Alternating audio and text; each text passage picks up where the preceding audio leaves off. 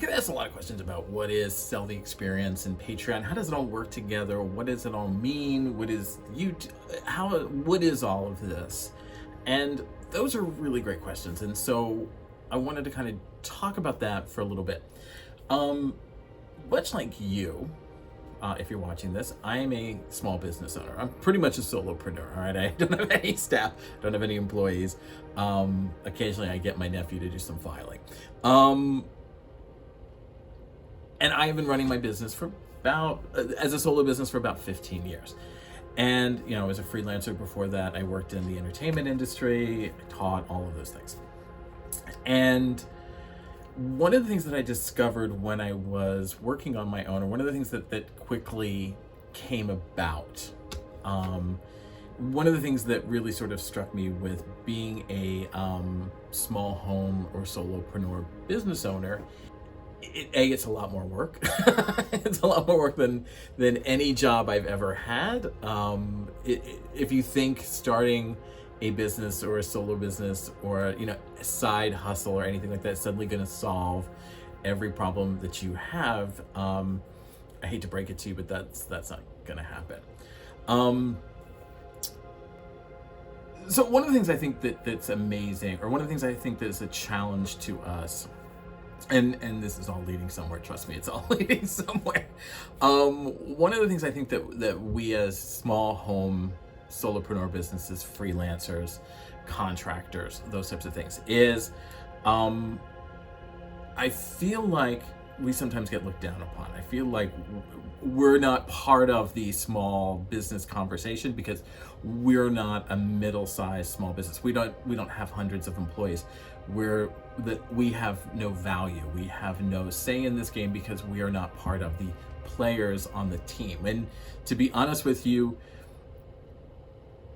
there's more of us than there are of them, so we should be having we should have a multiple number of seats at the table, not just one. And that can become frustrating for all of us. That can become frustrating for a small home and solopreneur business. And the reason for that is one of the reasons that I left industry, and probably one of the reasons that you left industry, and you may immediately say to me, hear me say this and be like, no, you're wrong. But I really want you to think about it. I eventually want you to kind of process it and really kind of go through it and think, maybe he is right, maybe he has a point. I left industry. I left a full-time 40-hour-a-week gig, guaranteed paycheck, salary job, 3 weeks paid vacation, all of that to start my own business. Okay, I didn't start my business because I knew that I could make more money that way. That was the goal. That was the hope, that I could at least make what I was making in industry, if not more. But that wasn't the driving force. That wasn't the reason that I jumped ship. That wasn't the reason I moved. And I told myself for the longest time, I wanted to do the work that I wanted to do. I didn't want to do what somebody else was telling me to do. I didn't want to do all the shit work to get to the one good project that would come through the office maybe once every 6 months. I didn't want to do all the grunt work to get that one good project. All right, and maybe that's greedy, maybe that's selfish, maybe I wanted all the good stuff for myself. Fine, I own that. That's fine. And I didn't complain about it at work. I didn't scream and moan. I just quit one day and started my own business. And the core reason, and it took me quite a few years to realize this too, and that's why I'm saying it may not key in right now, but think about it. The key reason that I started my business was that I wanted to feel valued and appreciated. I wanted to feel like people had respect for who I was, my background, my experience, the value that I brought to a project, the value that I brought to their business, and the way that I could help them as an equal and valued partner grow and expand their business. And I'm gonna guess there's gonna be a Chad that's watching this is like, no, that's not what I did. I guarantee you that the undertone or the subtext in everything when you move to start your business, That was it. You wanted to work with clients who were ideal and right for you. You wanted to work with clients that you knew you could help. You wanted to work with clients that you knew you could solve a specific problem that they were facing in a way that you couldn't when you were in industry. That's just a fact. That's just that, and you know you did.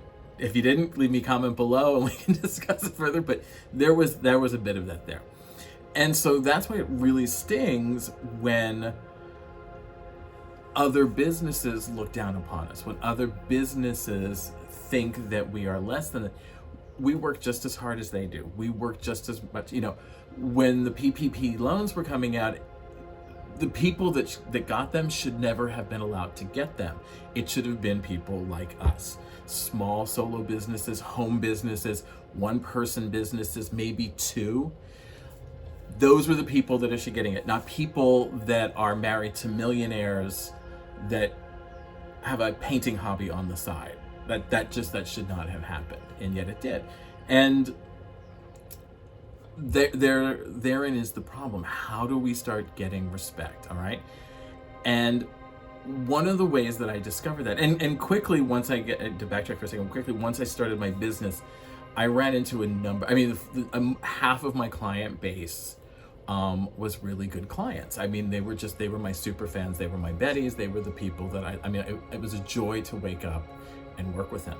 But as my business grew and as time grew and I needed to bring in more consumers, I started looking for other people that weren't right for what I wanted to do, didn't match or align with my thinking on things, didn't hold the same philosophies and values as far as, like taste aesthetics and, what should a brochure look like, how should it feel, all of those things, all right? There were a lot of consumers that I worked with, clients I should say, who saw me as, okay, I'm just a cheap temp employee.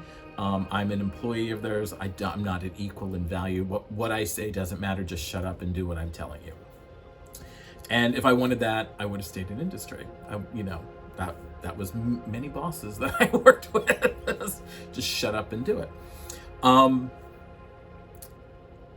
I started to miss and I started to lose some of the super fans, some of the Betties, some of the clients that I really knew I could help and wanted to help because of that. All right. And one day I just kind of was sitting around my office and I just realized, okay, I'm not happy in what I'm doing. My business is struggling. I feel like not only am I working 60 hours a week, now I feel like I'm working at least 80 hours a week, 7 days a week. I'm sleeping and dreaming these problems and these projects. And this was not at all why I started my business. This is not at all where I wanted to go. This is not at all what I was hoping would happen. And one day out of the blue, it just hit me. It hit me what the problem was. And I always joke that the thunderbolt that hit me was I need some better clients. And that's exactly the thought that went through my head. But in reality, what I was saying was, I am not working with the consumers who are ideal and right for me. I am not working with the consumers who I started my business for, who I'm happy to help, who we connect on a number of levels, okay? We have the same taste aesthetics. We appreciate and value the same things. They understand where I'm going and what I'm doing. They value and appreciate me and the value and the what I bring to them, and they don't see me as a employee, as a tool, as they saw me as an equal and an opposite vendor. All right. And that's how I kind of came up with starting to sell the experience. Was all about, and Find Your Betty was, how do I get back in touch with all of those really awesome clients that I lost? And how do I find more people like them so that I can have less of the people that are driving me crazy, who do not value me, who do not appreciate me, who are not respecting me? How do I get less of them? Because I'm not going to get rid of them. There are always going to be those people in business. There's just no way to completely, exorcise them from our lives. But for every problem child, could I get at least 2 Bettys or 2 super fans or 2 people that matched what I wanted to do, appreciated and valued me, so that every phone call didn't feel like dread and horror? There were at least half of the phone calls where I appreciated picking up the phone. It wasn't I wasn't afraid to open my email because I didn't want to hear from like 13 people that were going to be yelling and screaming. And no, it wasn't always my fault, all right? Sometimes I screwed up and I deserved it, but not all the time, all right? And that set me on the pathway to finding your Betty and sell your experience. And I wanted to figure out, I'm the type of person that I need to know the steps. I need to know the process. I need to be able to replicate. It's the designer in me. It's the design. It's where art meets science. It's where art meets engineering. It's that, how do I create something that can help me streamline and solve things faster than what I'm already doing them, but that is easily repeatable?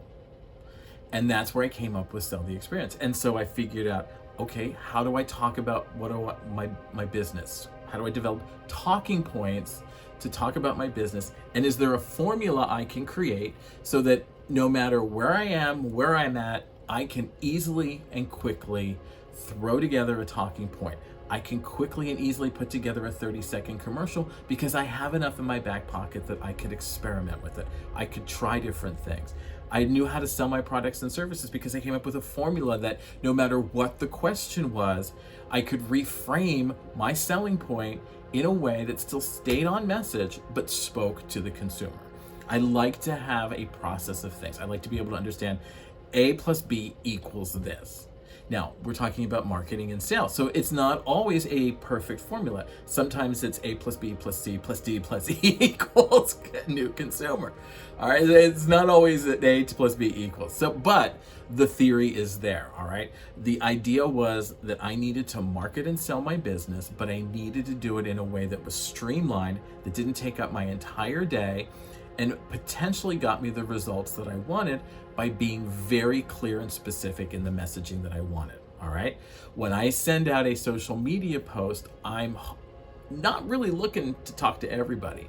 I'm hoping that somewhere out there, a super fan, a Betty, or someone who's a casual consumer that could be interested in kind of dipping their toes in, will hear what I'm saying over all of the noise and the hubbub, pay attention to it, and reach out.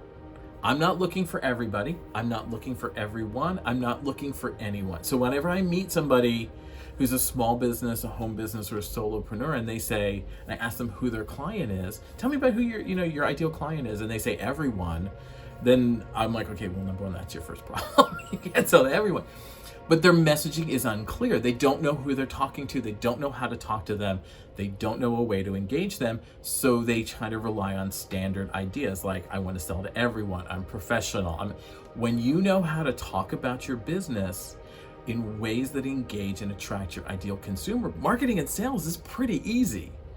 It's pretty easy after that, all right? And then you can teach your base what you learned on how to talk about you, how to sell you, how to network and market you to people that they will now know and recognize as someone who is ideal and right for your services, your offerings, your experience. It's a way to sort of cut through all of the work of sales and marketing, because as a small home and solopreneur business, you don't have the time to be doing that.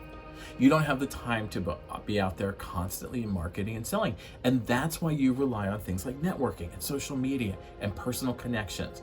Because we're small home and solopreneur businesses, relationships are important to us. We put a high value on them, which is why we are drawn to things like social media, networking, and one-to-one conversations.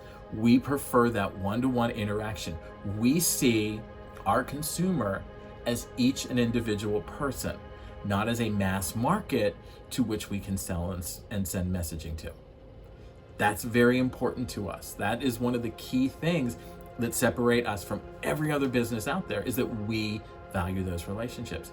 And networking only works if you really teach and educate and train your chapter and your salespeople and your staff and whoever else. But you got to train them. And I'm not talking weekly training sessions where you pull out a PowerPoint. It's how you talk about your products, how you talk about your services, how you talk about your business, the words you use, the excitement that you bring, everything teaches them how to talk about you and helps you look for more of those ideal and right clients. They're going to keep their eyes peeled. They're going to keep be looking out for you to find those consumers who are ideal and right for you. And that's what Sell Experience does. It gives you the tools by teaching you the skills and gives you formulas to process so that you can kind of make things an easier process. Sounds great, right? Because it is. It's really easy. I do it all the time. I use it all the time. Every time I come up with a new selling point or I want to sell something in a different way, I figure out how to mix up my selling points. I mean, talking points and all of that. And then it all combines into becoming something bigger. How my social media posts go out, how I network and talk to consumers. Everything comes from that.